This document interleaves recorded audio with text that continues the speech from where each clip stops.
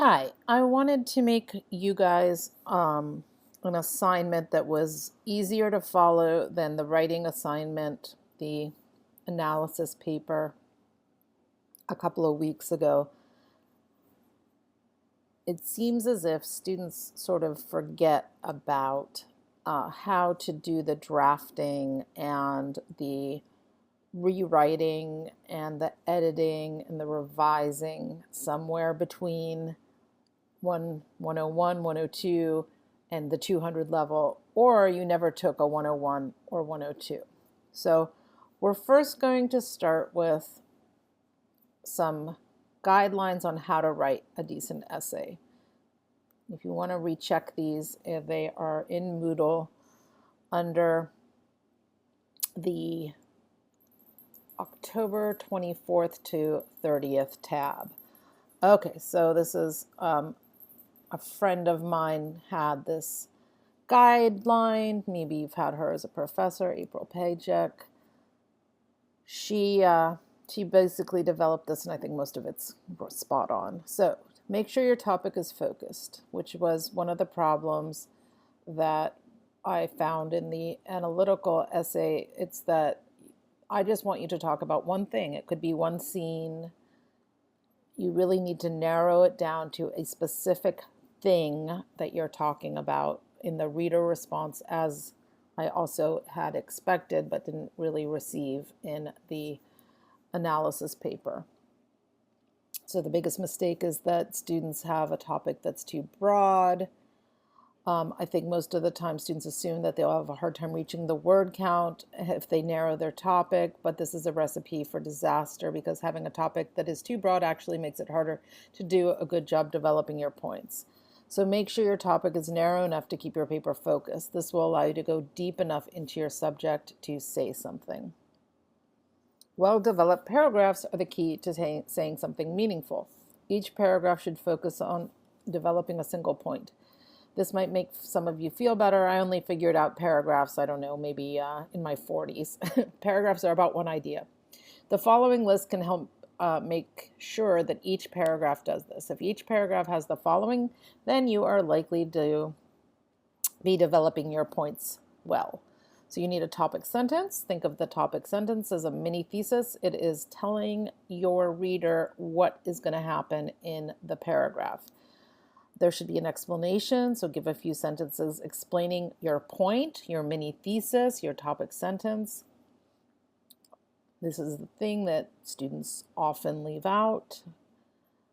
You might include a quote, statistic, or example to illustrate your point to your reader. This happens often at the very end of a paragraph, but it should be in the middle of the paragraph because probably your quote, statistic, or example needs to be interpreted. You need to reconnect, so a sentence or two tying it all together and reminding the reader how this point is tied to the topic of your paper. And you need to transition to the next paragraph by alluding to what is coming next or by wrapping up the last paragraph. Okay, write the body of your paper first. Trust me, it is easier this way. Once you know what you're going to say, then you can go back in and put the introduction and conclusion. Professional writers do this, okay? So write your paper, then write your introduction, then write your conclusion. Go back and revise. Once you've revised, then go back and edit each sentence. Ernest Hemingway famously said, all first drafts are shh. He was right. Unfortunately, many students are so happy to have some words on the page that they just turn in that mess and hope for the best. This is a terrible strategy. Please, for the love of all good things in the world, do not do that. Follow the below strategy instead, and you'll get a better grade on your paper, and everyone will be happier. Okay, so here's the better strategy. Do the first draft. Just get it down, okay? So all of us have to make a bad first draft, and then you go back and you get it into shape. Start now, okay? Revise. This is where you take the ideas that you got down in the first place and shape it into something good. Don't worry about grammar and spelling. Just make sure that you've stayed on topic, that your paragraphs are developing a single idea, that your paragraphs are organized in a logical manner. If a sentence feels off topic or doesn't fit into the paragraph where you have it, you can delete it, put it in a new paragraph, put it in another page. That's a lot of people. A lot of writers love this revision stage, okay? And this is what most beginning writers don't do. Now, the editing is different from revising. Editing is getting your grammar and spelling and word choice all formatted and nice. I do this. If you read each sentence out loud, you will catch more errors than reading it on your screen silently. Your ear will hear awkward constructions that your eyes will miss. Also, you engage different parts of your brain when you read it out loud, so you'll catch more errors and spelling and misused words if you do it like that. Check your citation. Ask Google to do your citation properly in MLA style. There's 1,000,002 websites to do this. You can use them, but you have to go back and check your formatting and sometimes revise those citations. Now you're ready to turn it in. Okay?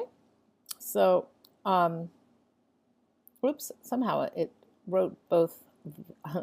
It's repeating itself. I have to fix this page. Okay? So that is what you need to do in order to write a better essay. In the next video, I'm going to explain what you need to do to write this essay.